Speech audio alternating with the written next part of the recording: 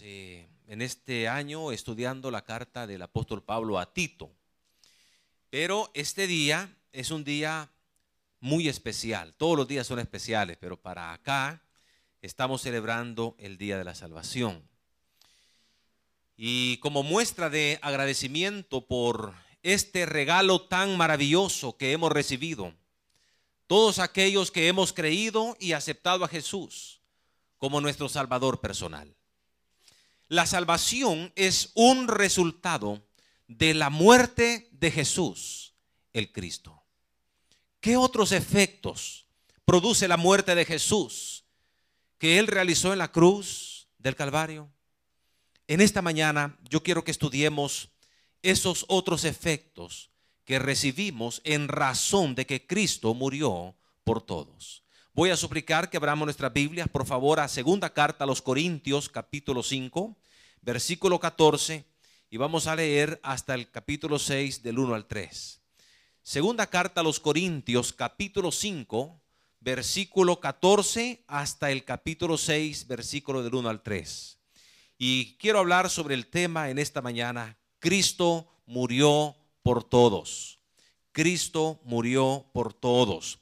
Dice la palabra del Señor de esta manera: porque el amor de Cristo nos constriñe, pensando esto, que si uno murió por todos, luego todos murieron. Y por todos murió, para que los que viven ya no vivan para sí, sino para aquel que murió y resucitó por ellos. De manera que nosotros, de aquí en adelante, a nadie conocemos según la carne. Y aun si a Cristo conocimos según la carne, ya no lo conocemos así. De modo que si alguno está en Cristo, nueva criatura es. Las cosas viejas pasaron, he aquí todas son hechas nuevas. Y todo esto proviene de Dios, quien nos reconcilió consigo mismo por Cristo y nos dio el ministerio de la reconciliación. Que Dios estaba en Cristo, reconciliando consigo al mundo, no tomándoles en cuenta a los hombres sus pecados, y nos encargó a nosotros la palabra de la reconciliación. Así que somos embajadores en nombre de Cristo, como si Dios rogase por medio de nosotros, o rogamos en nombre de Cristo, reconciliaos con Dios. Al que no conoció pecado, por nosotros lo hizo pecado, para que nosotros fuésemos hechos justicia de Dios en él. Así pues nosotros, como colaboradores suyos, os exhortamos también a que no recibáis en vano la gracia de Dios. Porque dice: en tiempo aceptable te he oído, y en día de salvación te he socorrido. He aquí ahora el tiempo aceptable, he aquí ahora el día de salvación. No damos a nadie ninguna ocasión de tropiezo, para que nuestro ministerio no sea vituperado. Que el Señor añada bendiciones a su santa palabra. En esta segunda carta que el apóstol Pablo escribe a los Corintios, porque ya ha escrito la primera vez, la primera carta, donde él va a resolver una serie de conflictos, de problemas que había en la iglesia de Corinto. Pero luego él habla en su segunda carta, y es la segunda carta a los Corintios que da el apóstol Pablo. Y en esta carta encontramos nosotros que hay ciertas acusaciones que se le están haciendo al apóstol Pablo. Están cuestionando su ministerio, están cuestionando su apostolado, están habiendo señalamientos contra el apóstol Pablo. Y ahora vemos entonces que él reivindica su ministerio en esta carta. Y lo hace de esta manera. Le dice que su ministerio es un ministerio triunfante. Según el capítulo 2, no lo busque, versículo 12 al 17. Pero también le dice que es un ministerio recomendado. Según el capítulo 3, del 1 al 3. Además le dice que es un ministerio de gloria. Según el capítulo 3, versículo 4 al 18. Y también es un ministerio honrado, según el capítulo 4, versículo del 1 al 6. Y también es un ministerio probado, según el versículo 7 al versículo 18, capítulo 4. Y es un ministerio de confianza, según el capítulo 5, versículo del 1 al 10. Y es un ministerio de dedicación y reconciliación, según el capítulo 5, versículo 11 hasta el capítulo 6, del 1 al 10. Y por último, le dice que es un ministerio de exhortación, según el capítulo 6, del versículo 11 y todo el capítulo 7. En los capítulos 5, o en el capítulo 5 del versículo 11 hasta al capítulo 6 del 1 al 10, que es el pasaje que hemos leído, el apóstol Pablo habla de su ministerio como un ministerio de dedicación y reconciliación. Y él comienza diciendo que debido a que Cristo nos amó a todos, murió por todos. Note lo que dice el versículo 14 del capítulo 5. Porque el amor de Cristo nos constriñe, pensando esto, que si uno murió por todos, luego todos murieron. La salvación tiene su base en el amor de Cristo. Y el amor del Señor se manifestó en que Cristo murió por todos. Esto está bien sustentado en la palabra de Dios. Pero basta un versículo donde podemos resumir esto. Y dice la palabra del Señor, un versículo muy famoso, muy conocido, en Juan capítulo 3, versículo 16. Porque de tal manera amó Dios al mundo, que ha dado a su Hijo unigénito, para que todo aquel que en él cree no se pierda, mas tenga la vida eterna. En este pasaje de Corintios dice que Cristo murió por todos. Murió por usted, murió por mí, murió por el vecino, murió por los que están en la cárcel, murió por los que están en el hospital, murió por todas las personas. Entonces la salvación es el resultado de esa muerte del Señor Jesucristo.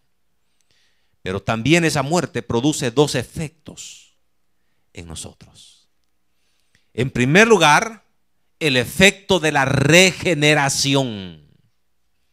La regeneración. Note lo que dice del versículo 15 al versículo 17.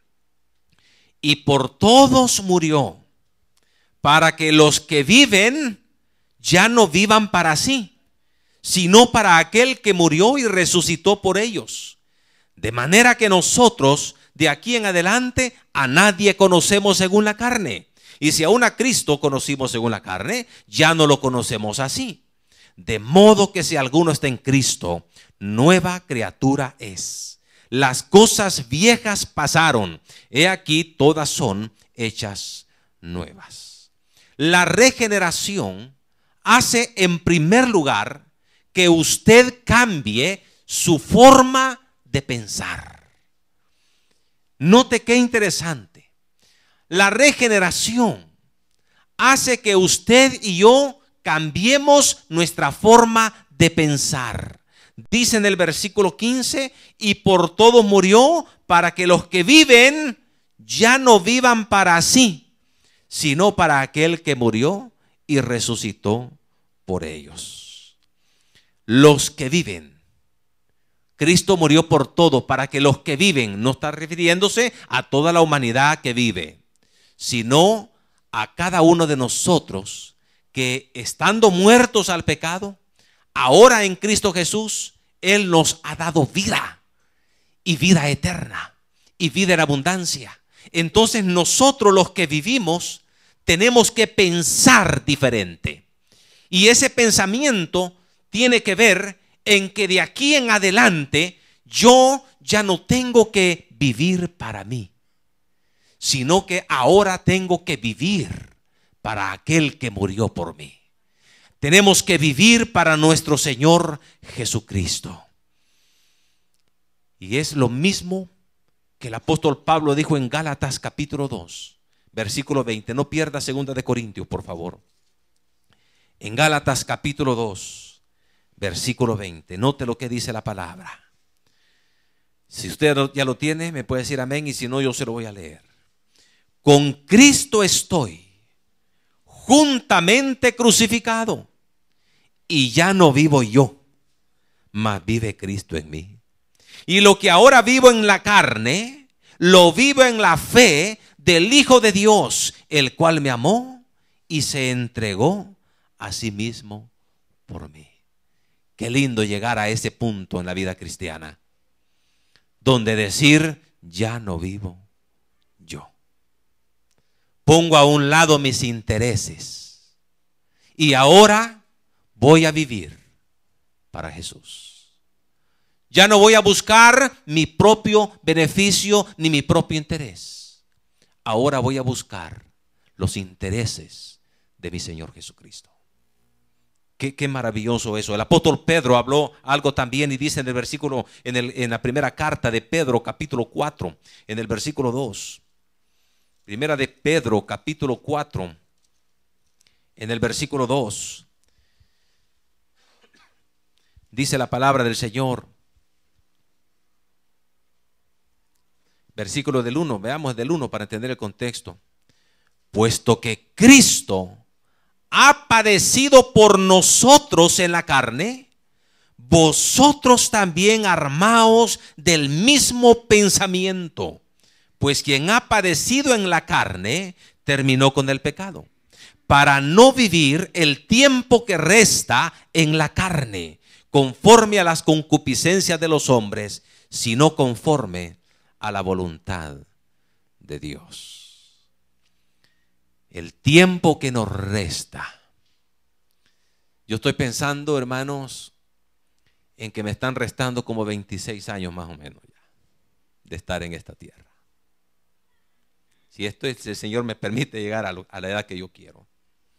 Puede ser antes, puede ser, no sé. Pero ¿cómo pienso vivir mis últimos años? A partir de hoy. Hoy estoy ya en mis últimos años. ¿Cómo piensa vivir usted? ¿Va a vivir para usted? ¿O va a vivir para el Señor Jesucristo? ¿Y por qué el apóstol Pablo está hablando así, de esta regeneración? ¿Y por qué hay que vivir para Jesús?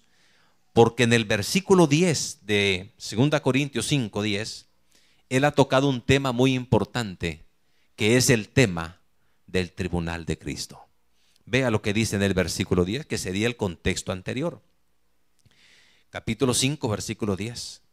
Porque es necesario que todos nosotros comparezcamos ante el tribunal de Cristo, para que cada uno reciba lo que haya hecho mientras estaba en el cuerpo, sea bueno o sea malo.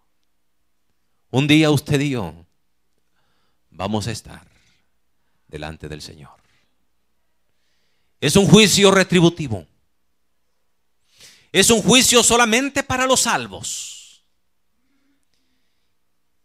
Y ahí va a ser probado lo que hicimos nosotros para el Señor. ¿Cómo vivimos mientras estábamos en este cuerpo? Y qué tremendo será ese día, donde llegar avergonzados y decir: Señor, 70 años me diste, 75 años me diste, 50 años me diste, 30 años me diste, 45 años me diste, lo que fuera. Y durante ese tiempo yo me interesé buscar mi beneficio. Yo me interesé en prepararme, en tener una casa, en tener hijos, trabajar fuertemente para sacarlos adelante, para tener un carrito, para tener un trabajo. Estuve trabajando, esforzándome, y en esos estreses del trabajo que recibía, porque tenía responsabilidad con mis hijos, para que ellos fueran alguien en la vida, me enfermé. Mis células se dispararon por el estrés y morí. y no hice nada por ti. No viví para ti, viví para mí. Por eso el apóstol Pablo dice que nosotros debemos de cambiar nuestra forma de pensar. Ahora, está bien, por supuesto que hay que trabajar por nuestros hijos, claro que sí. Por supuesto que hay que esforzarnos y trabajar fuertemente, mi hermano. Y vamos a enfrentar problemas y estreses y trabajo y dificultades y todo. Y vamos a querer que nuestros hijos sean profesionales, o a lo menos que nuestros hijos puedan tener algún oficio donde pueda defenderse. Si es posible tener una casita, gloria al Señor, un vehículo y un trabajo maravilloso. Pero en todo, también pensando en la eternidad. Pensando en vivir para Jesús. Pero esto tiene que ver con la regeneración de un cambio de pensamiento. También nuestro criterio de evaluación ha cambiado porque estamos pensando diferente. Note lo que dice en el versículo 16 de 2 de Corintios, capítulo 5. De manera que nosotros, de aquí en adelante, a nadie conocemos según la carne. Y aun si a Cristo conocimos según la carne, ya no lo conocemos así. Es decir, no medimos a los creyentes según el criterio del mundo. Y aquí Pablo está enfrentando, ¿verdad?, el argumento cuando sus propios detractores criticaban diciendo que él era un vanaglorioso y que también estaba loco. Es lo que decían del apóstol Pablo. Y él dice, bueno, me están evaluando según los criterios del mundo. Pero ya nosotros no estamos pensando según los criterios del mundo. En el capítulo 5, versículo 11 dice, conociendo pues el temor del Señor, persuadimos a los hombres, pero a Dios les es manifiesto lo que somos. Está diciendo, no nos interesa tanto lo que usted piense de mí, sino lo que Dios piensa de mí, lo que nosotros somos. Y espero que también lo sea a vuestras conciencias, le dice. No recomendamos pues otra vez a vosotros, sino damos ocasión de gloriarnos por nosotros, para que tengáis con qué responder a los que se glorían en las apariencias y no en el corazón. Porque si estamos locos es para Dios, y si somos cuerdos es para vosotros. Qué tremendo.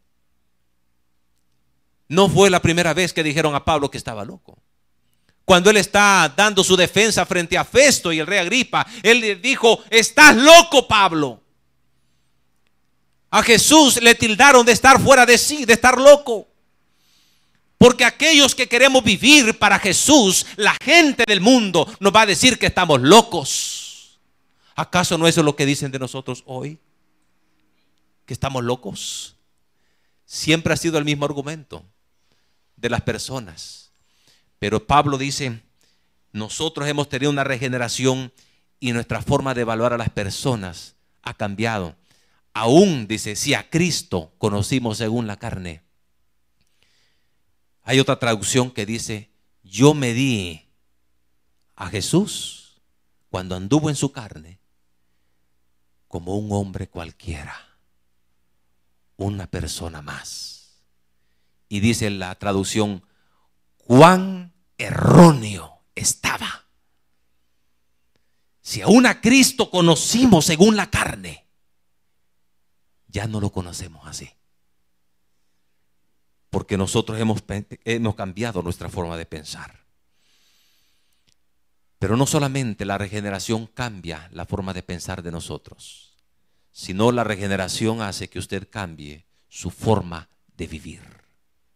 Dice en el versículo 17, de modo que si alguno está en Cristo, nueva criatura es. Las cosas viejas pasaron, he aquí, todas son hechas nuevas. Todos los que nos volvemos creyentes, estamos en Cristo, nos convertimos en personas diferentes totalmente, dejando de ser el de antes. Y surge una nueva vida. Surge una nueva vida. Ya no somos los mismos. Si alguno está en Cristo, nueva criatura es. Las cosas viejas pasaron. Ya no debemos ser los mismos de antes. El Fidel que era antes, ese era antes. El Luis que era antes, era Luis antes. Hoy es otro Luis. El Jorge que era antes, ese era el Jorge de antes. Hoy es otro Jorge. El Roberto que era antes, eso era el Roberto de antes. Hoy es otro Roberto. Y por eso dice en el versículo 14 que si Cristo murió por todos, ¿qué dice, hermano? El versículo 14. Si Cristo murió por todos, ¿qué dice? Luego todos murieron. Es el resultado. Hemos muerto al pecado. Hemos muerto a la pasada manera de vivir. Y ahora tenemos una nueva manera de vivir. Y por eso Pablo dice en cuanto a la pasada manera de vivir, despojaos del viejo hombre que está viciado con sus hechos y vestido del nuevo hombre. Vestido del nuevo hombre que creado según Dios. La regeneración consiste en una vida transformada. No somos las mismas personas de antes. Hermanos, si usted en esta iglesia ha estado por muchos años y sigue pensando como antes y sigue siendo el mismo de antes y sigue viviendo para usted, tengo que decir lastimosamente que la regeneración no ha llegado a su vida. Si nadie nota el cambio, usted no ha sido regenerado. Nos alegramos que esté. Nos alegramos que venga. Pero, ¿qué tanto hemos cambiado? ¿Qué tanto somos nuevas personas?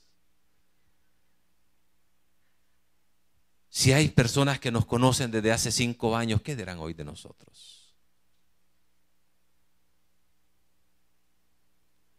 Escuché una frase esta semana. Una persona decía en una casa: no sos nada, le decía. Vos fuerte. Vos no sos nada, le decía. La familia de ahí es cristiana. Qué duro esto, ¿verdad? ¿Qué piensan sus compañeros de trabajo de usted y de mí? ¿Que no somos nada? ¿O piensan esa persona tiene algo? ¿Qué piensan nuestros vecinos de nosotros? ¿Que no somos nada?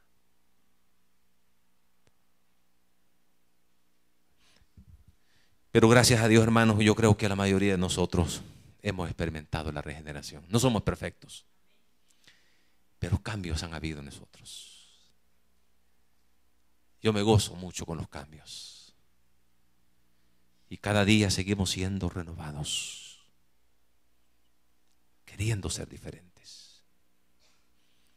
Así que el primer efecto que trae la muerte de Cristo es la regeneración. El segundo efecto es la reconciliación.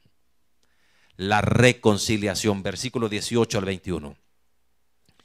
Y todo esto proviene de Dios, quien nos reconcilió consigo mismo por Cristo y nos dio el ministerio de la reconciliación.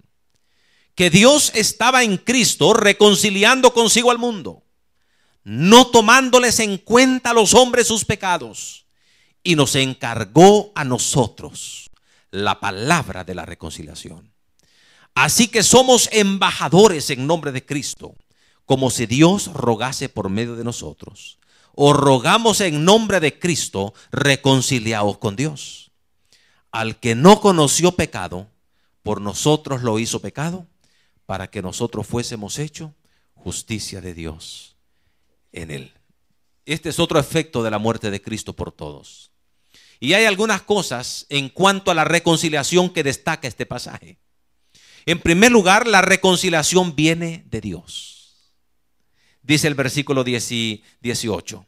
Y todo esto proviene ¿de quién? De Dios. Es Dios quien toma la iniciativa de reconciliar al mundo con Él mismo. No somos nosotros. Por eso el Señor dijo en otra frase, ¿verdad? Encontramos nosotros en otra porción de las Escrituras, dice: no me elegisteis vosotros a mí, sino que yo os elegí a vosotros. Algunas personas decimos: cuando yo conocí al Señor. No, mi hermano, es que el Señor nos llamó. El Señor nos buscó, nos reconcilió. Todo esto proviene de Dios.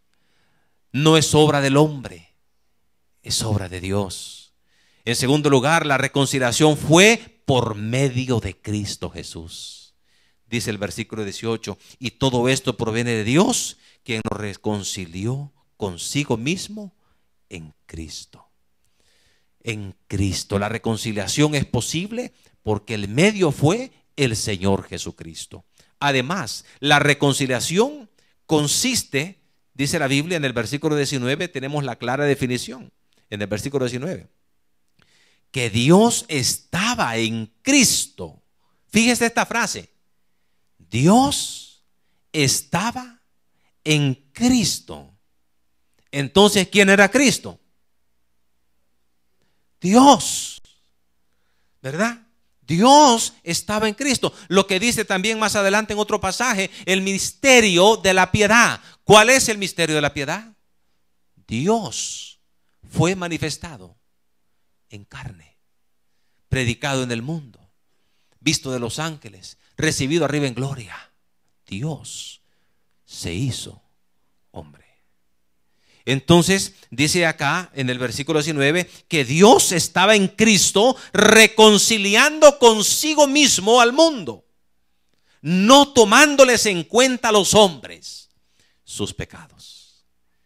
Dios tomó la iniciativa de reconciliarse con Él mismo a todas las personas que iban a estar en este planeta Tierra. La reconciliación se da porque dice: no tomándole en cuenta a los hombres sus pecados. Y eso es lo que Jesús hizo: borrar los pecados. Lo que el sacrificio del animal en el Antiguo Testamento no podía hacer, él podía hacer de cubrir.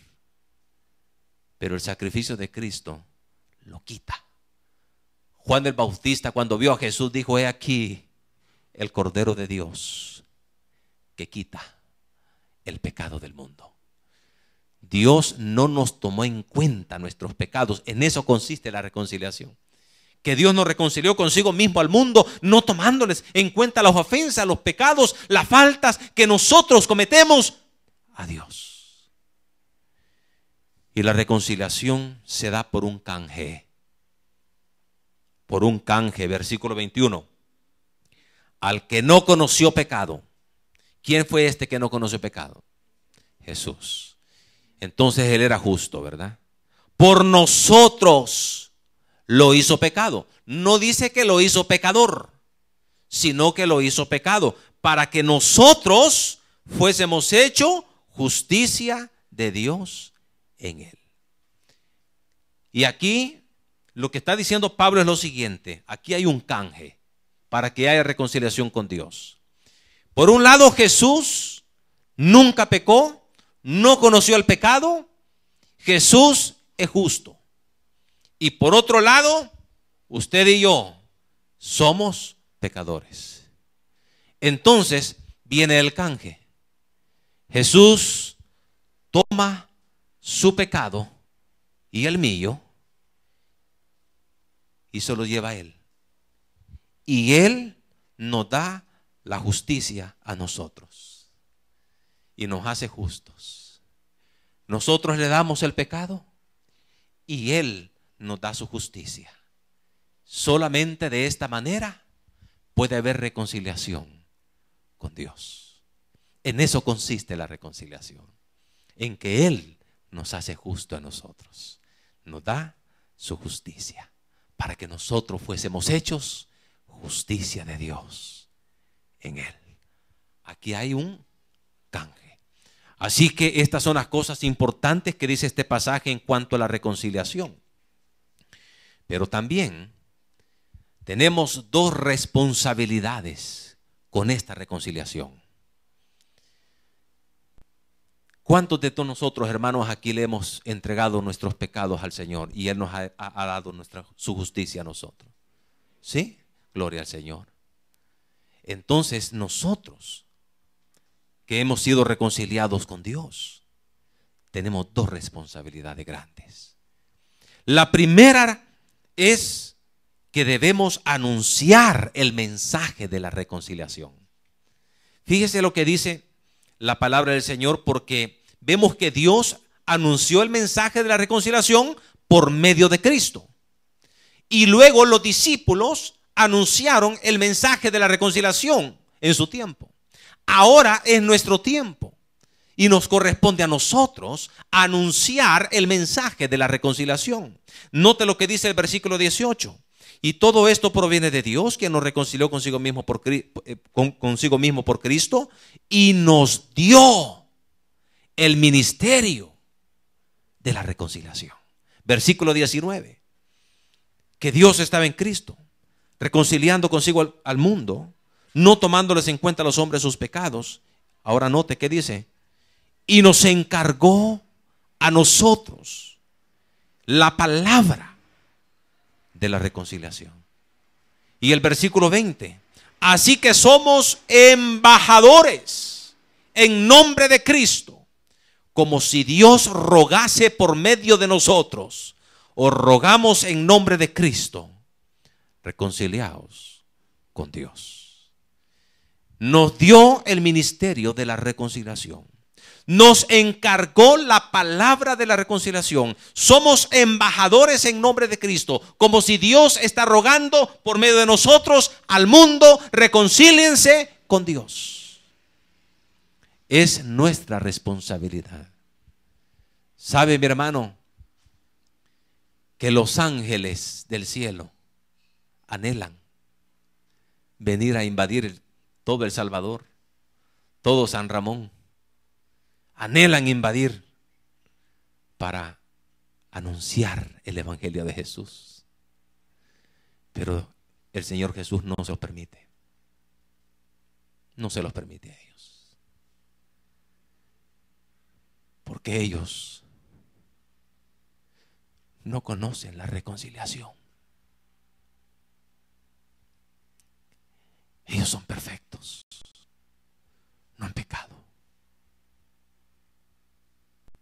Pero nosotros sí. Y nosotros que conocemos el pecado y somos vendidos al pecado y hemos experimentado la reconciliación, nosotros tenemos la autoridad de ir a la persona pecador también, al igual que nosotros, y decirle: venga, reconcíliese con Dios. Jesús hizo posible la reconciliación porque murió por todos. Venga. Yo doy gracias a Dios por el ministerio del sembrador, el ministerio pescadores. Yo no sé cómo está el ministerio pescadores, pero sí, yo estoy participando en el ministerio del sembrador. Y sabe, hermano, que hace algunos años recientes, el ministerio del sembrador es un ministerio grande, grande. El reporte del domingo anterior, 4 hermanos anduvieron compartiendo la palabra del Señor. 4. ¿Y qué pasó con los demás? Bueno, la Navidad, las bodas, las celebraciones, el cansancio. Bueno, está bien, pero viene un año. Ponga en sus propósitos ganar almas para Jesús, anunciar al mundo la palabra de la reconciliación.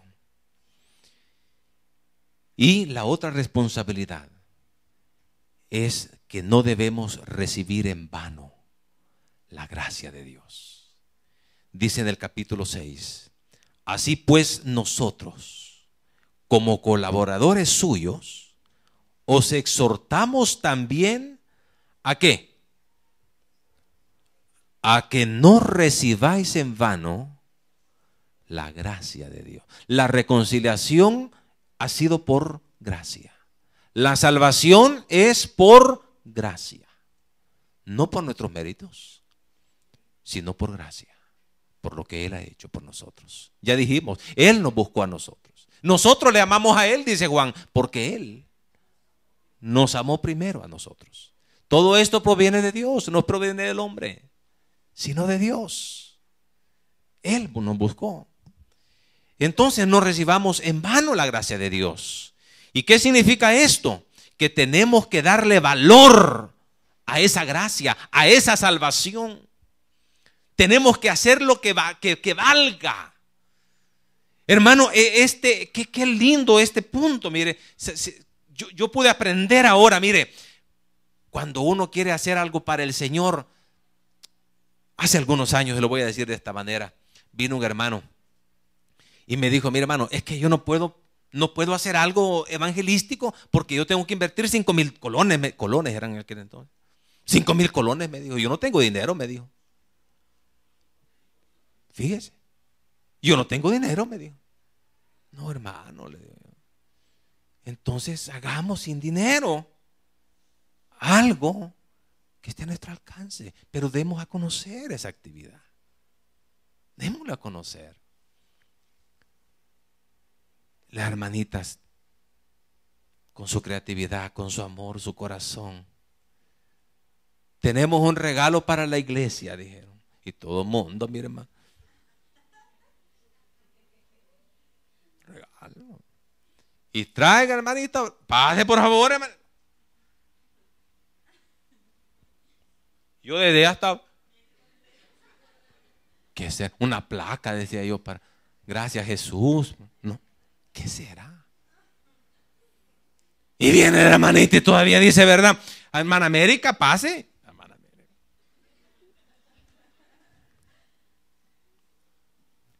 Y mire qué lindo regalo. La salvación. Este es el regalo, dicen, de Jesús para usted. La salvación. Pero eso hay que hacer lo que valore, que tenga valor. ¿Y cómo se adquiere ese valor? En primer lugar, cuando aceptamos a Jesús en el corazón. ¿Y cuándo? Hoy. Vea lo que dice la palabra en el versículo 2. Porque dice, en tiempo aceptable te he oído, y en día de salvación te he socorrido. He aquí, ahora, el tiempo aceptable. He aquí, ahora, el día de la salvación. ¿Cuándo es el día de la salvación? ¿Y mañana cuándo va a ser? Hoy. Lo mismo dice la palabra del Señor en Hebreos, por favor. Vea lo que dice Hebreos, capítulo 3.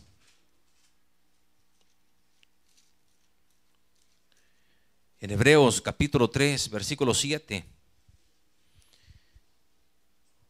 Por lo cual, como dice el Espíritu Santo, si oyereis, ¿cuándo? Hoy su voz, no endurezcáis vuestros corazones, como en la provocación en el día de la tentación en el desierto. Si oyereis, ¿cuándo? Hoy, porque hoy es el día de la salvación. Note lo que dice el versículo 15. Entre tanto que se dice, si oyeres hoy su voz, no endurezcáis vuestros corazones, como en la provocación. Capítulo 4, versículo 7. Otra vez determina un día. ¿Cuándo es ese día? Hoy. Diciendo después de tanto tiempo, por medio de David, como se dijo, si oyeres hoy su voz, no endurezcáis vuestros corazones. hacemos que esa muerte de Jesús, que esa salvación tome valor cuando nosotros la recibimos. Cuando la recibimos. Y el Señor está dando ese regalo todos los días. Días van, días vienen. Vienen los años y se van. Y el Señor dice, tome el regalo. Y el ser humano dice, hoy no. Tal vez mañana. No me interesa tu regalo, Jesús. No me interesa tu regalo. Y dice el Señor, todo el día extendí mi mano y nadie vino a mí. Pero nosotros sí venimos a Él. Nosotros tomamos ese regalo y hoy estamos celebrando nuestra salvación. Pero también hacemos que eso tome valor cuando nosotros, hermanos, no servimos de tropiezo a nadie en nuestro ministerio. Y termina diciendo en Corintios capítulo 6, el versículo 3, no damos a nadie ninguna ocasión de tropiezo para que nuestro ministerio no sea vituperado. La salvación es tan grande que nos hace que nosotros le demos valor y no debemos dar tropiezo a nadie, no servir de tropiezo a nadie, hermanos. Y una clave para no servir de tropiezo a nadie la encontramos en 1 Corintios capítulo 10, versículo 31 al 33.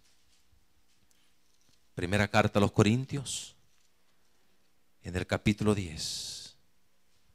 Dice el versículo 31, si pues coméis o bebéis o hacéis otra cosa, hacedlo todo para la gloria de Dios. No seáis tropiezo ni a judíos, ni a gentiles, ni a la iglesia de Dios. Como también yo en todas las cosas agrado a todos, no procurando mi propio beneficio, sino el de muchos, para que sean salvos. Hermanos, este día es un día de gozo y de regocijo, porque hemos recibido una salvación tan grande. Dos efectos ha producido la muerte de Cristo, además de la salvación, y es la regeneración en nosotros. Nuestra forma de pensar ha cambiado, nuestra forma de vivir ha cambiado. Pero también la reconciliación. Hemos sido reconciliados con el Señor. Dos responsabilidades tenemos. Una es hacer valorar la salvación cuando la recibimos al corazón, y también cuando no ponemos tropiezo en nuestro ministerio. Hay personas en su casa, hermano, que no conocen al Señor.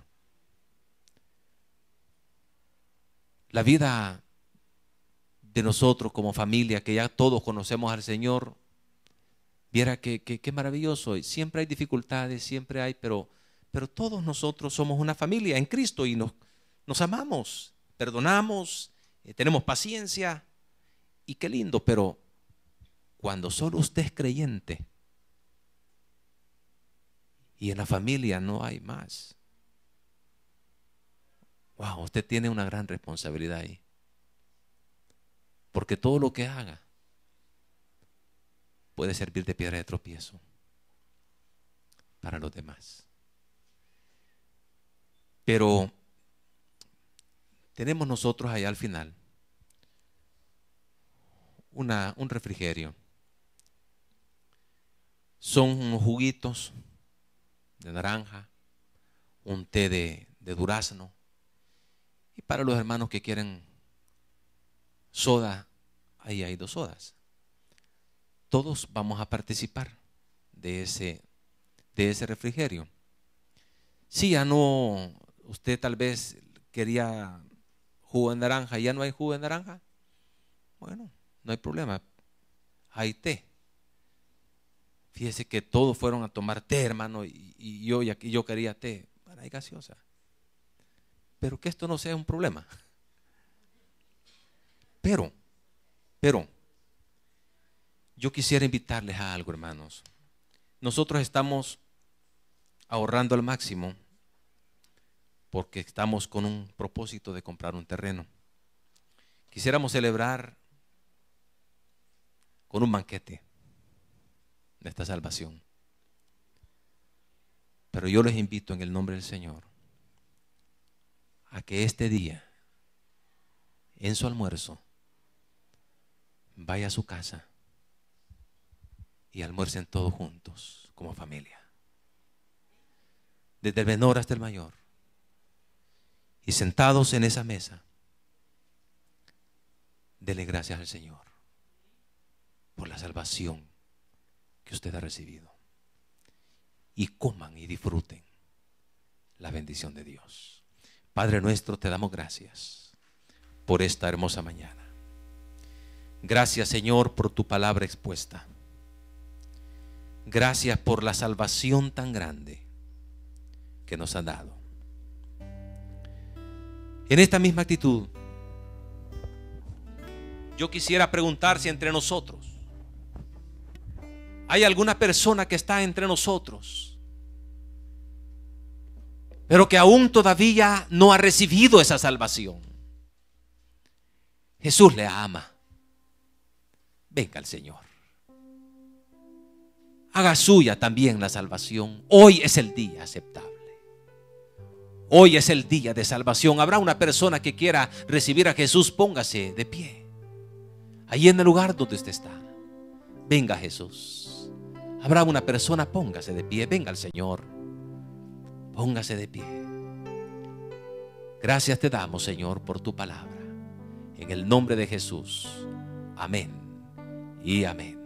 Démosle un fuerte aplauso al Señor, hermano. Gloria al Señor. Y vamos a tener, hermanitos, gloria a Dios. Vamos a tener dos minutitos. Pase, por favor.